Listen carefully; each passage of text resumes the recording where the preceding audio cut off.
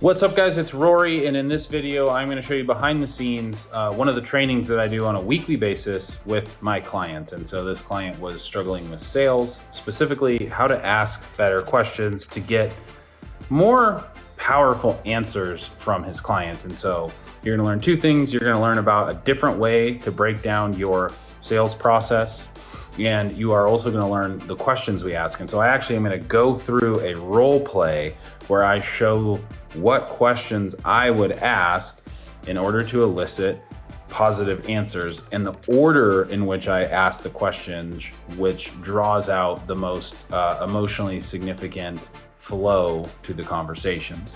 So this is a real client, these are real questions, and this is the real process that we use to close 60, 70, 80, even 90%, in some rare cases, even 100% of new patients which come from cold ads. So you're gonna wanna pay attention to this.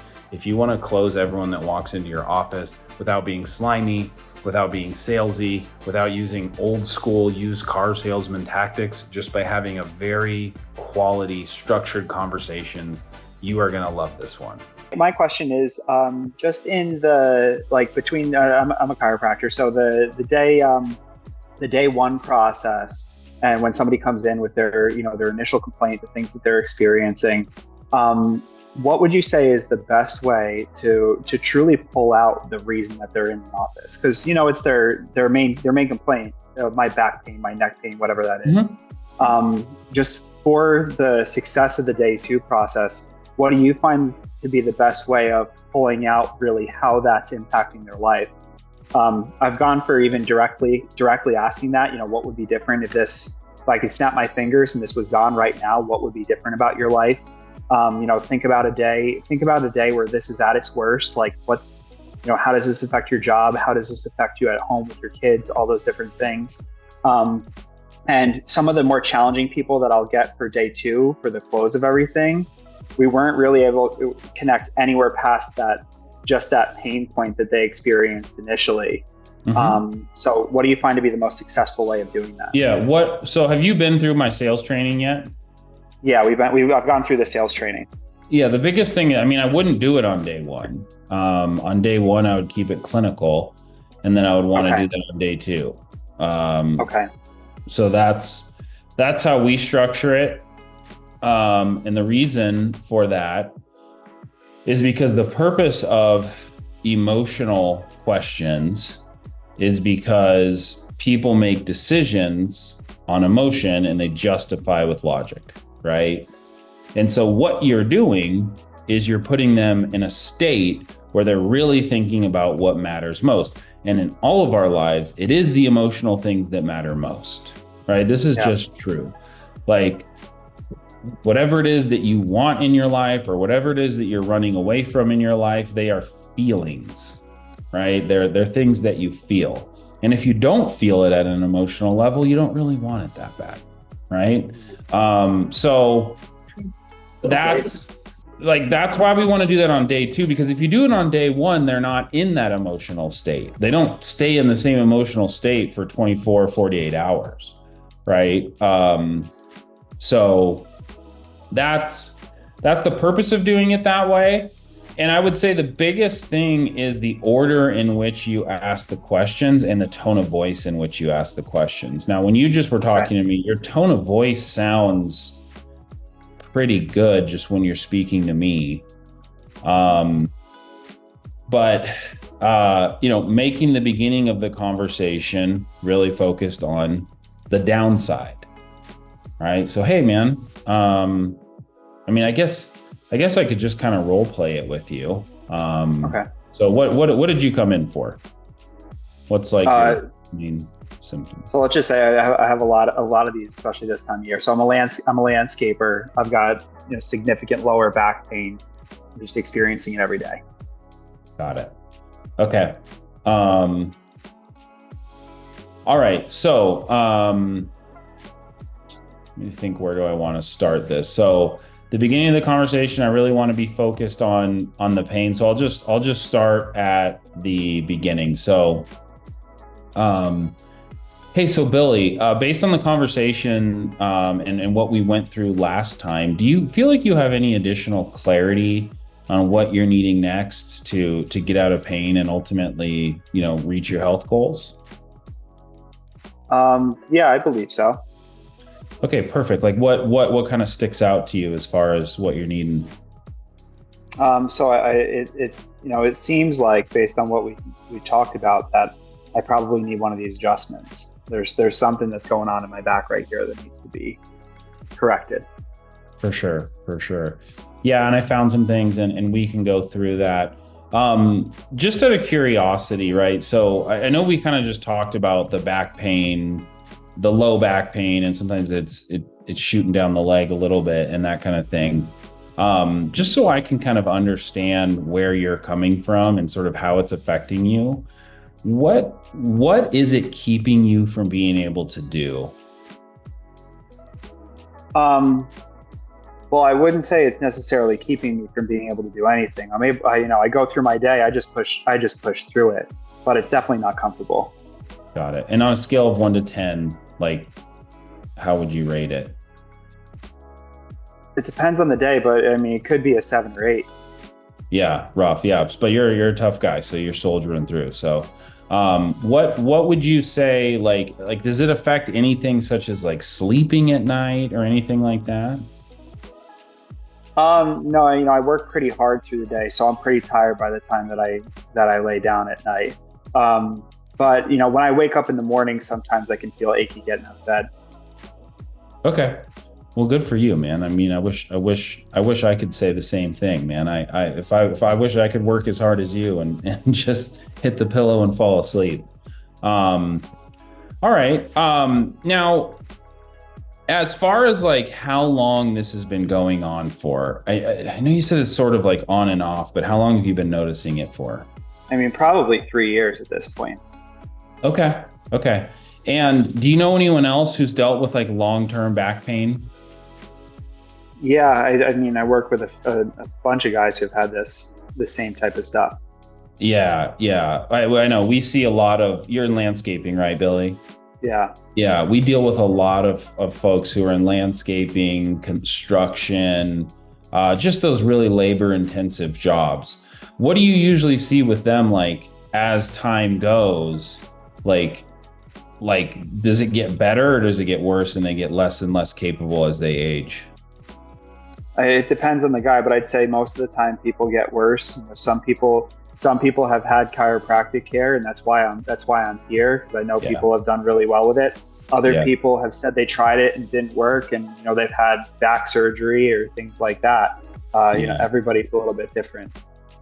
Yeah, for sure. Everyone is different. I know my dad's was a contractor, and for him, it was like, I'd always remember like there'd be times of year where he was really busy, where he'd always be dealing with just like this constant back pain, icy hot, Advil. If it was bad enough, he'd go see the chiropractor. But then now, he's almost 70 now, and it's just like constant back pain.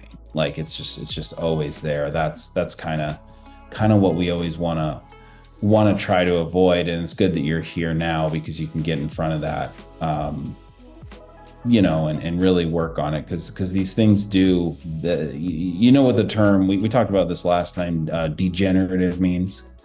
Mm-hmm. I think so, but can you explain it to me? I mean, I was just trying to put it in layman's terms, and essentially what it means is it just continues to progress, right? I mean, to keep it very simple, it degenerates, right? So that's what back issues usually look like. So, okay, anything else worth mentioning as far as like keeping you from doing anything, hobbies, anything you would be doing after work that you're not doing on the weekends, anything like that?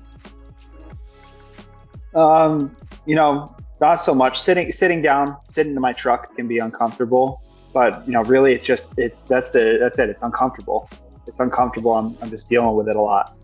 Yeah. I just want it to go away. Just the general quality of everyday existence, you soldier through, and it kind of sucks, but you do it. Yeah. Okay, sweet. So would you like me to show you what I found? Yeah. Okay, cool. So I would do the report of findings. Here's my x-rays. So let's just kind of pretend we're kind of summing this. Like, so do you see what I see there, Billy? Do you see what the cause of your problem is there? Yeah, it doesn't look right.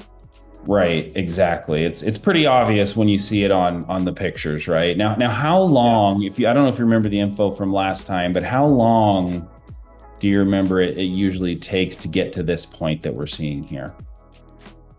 Yeah, usually a few years. Yeah. Yeah, you're probably in the range of 5 to 10 years without actually correcting the problem, where this has already started to be an issue, and it's progressively gotten worse. And that's the thing with back pains. We don't usually feel it until it gets to a certain level, right? So it's kind of like that. It's kind of like the check engine light on the car, right? Like the pain that you feel isn't the actual problem, right? It's just the light going off saying, hey, there's something wrong with the engine here. And so that, your back and the central nervous system, all those nerves running through there, that's the engine, and there's something wrong.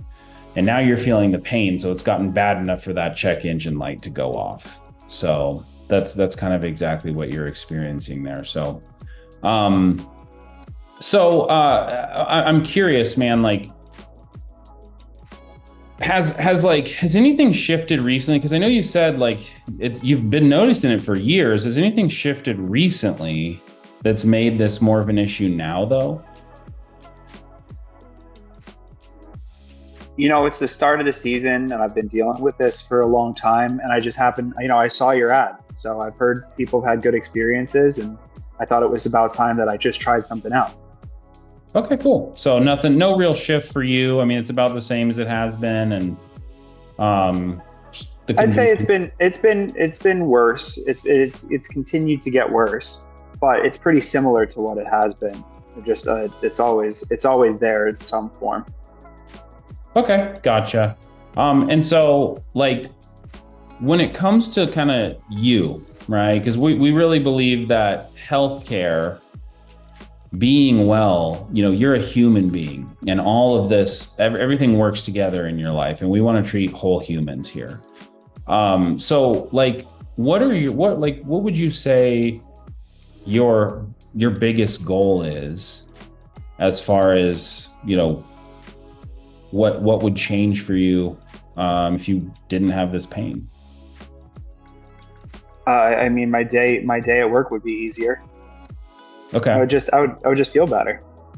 Okay. And if you felt better, like, how would that affect you at work or at home? It'd probably make the day go by more quickly. At home, I could probably, I could get more done outside of work. Right now, I go home and I just kind of, I can't get anything what I need done. I'm exhausted because I just went through a full day and I've been in pain. Okay. Yeah. And that's important, right? Because I know you said earlier, well, it's not really changing what I do, but it sounds like you're not able to do quite as much as you would, especially once you go home. Yeah, I guess you're right. Yeah. And I mean, that's fair, right? Like you're soldiering through, and I appreciate that. Like we all have to do that sometimes. But so why is it meaningful to you to be able to be productive once you go home as well? Because that's my responsibility to get what I need to done. Okay. Yeah. So just responsibility, feeling like, man, I wanna be like, it's starting to affect things a little bit at a deeper level, as far as just feeling the best you could feel about yourself. Yeah. It doesn't feel good when I can't keep my house in order. Sure. Makes sense, man. Okay. So just to switch gears with you a little bit, have you ever considered, like, what if you didn't do anything about it, right? What if you kind of just kept going the way you've been going? I guess kind of like my dad, right? What do things look like for you, I don't know, 6 months from now or 6 years from now?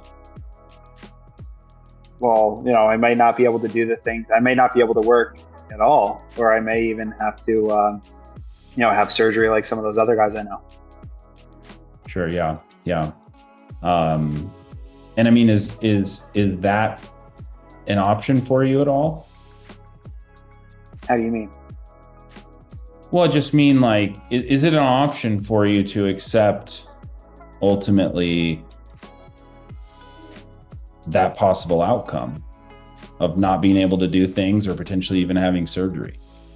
No, that's definitely not what I want to do. Okay. And ultimately, whose choice is that? I guess ultimately mine. Okay, cool.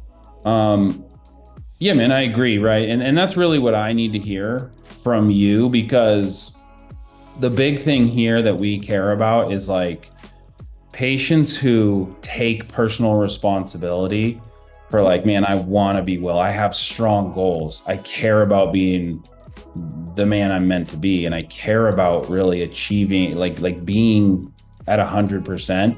Those are the patients that get the best results. Like they give us testimonials, they refer their friends. And I hear that from you. So I feel really confident that what we do here will absolutely get you back on your feet 100%, driving around without pain. Would you like me to walk you through the plan that I came up with for you? Yeah, that'd look great. Let's look at it. Great. So then I'd go ahead and pitch, 90-second pitch on here's what we're going to do. And take your money. Okay. So yeah, I mean, it wasn't like crazy amount of emotion, but like Yeah. I found some pain there. Hey, you don't feel like you're being productive at home, and that's frustrating to you. You just have to lay on the couch when you get home and that kind of stuff. So yeah, it can be hard, like with males, right? With men, like they don't always want to admit any weakness, but I don't know, like I find it similarly with women too. Sometimes it really is just so person dependent and what they're willing to cough up, and maybe like I guess you could say like some of their emotional intelligence and bandwidth of what they're willing to accept past like whatever pain they're dealing with. But I liked how you brought it from just that this isn't affecting me, I'm just going through it, to like back to like how you like slow played that to identity, and how that was affecting that. Yeah. I think that was helpful. Yeah. I mean, anytime, like if you can get, when you can get, you're not going to get it on everyone, but when you can get someone who admits to like, I don't feel like a man, I don't feel like I'm being who I'm meant to be, I feel like I'm unproductive, like not being productive, and literally saying, I don't feel good about myself, like that's a very, very strong motivator. You're not going to get that unless you ask those last couple questions, right? Thanks for watching. If you found that helpful, click over here for another useful video, or click over here to subscribe to the channel and be notified every time we drop a new video.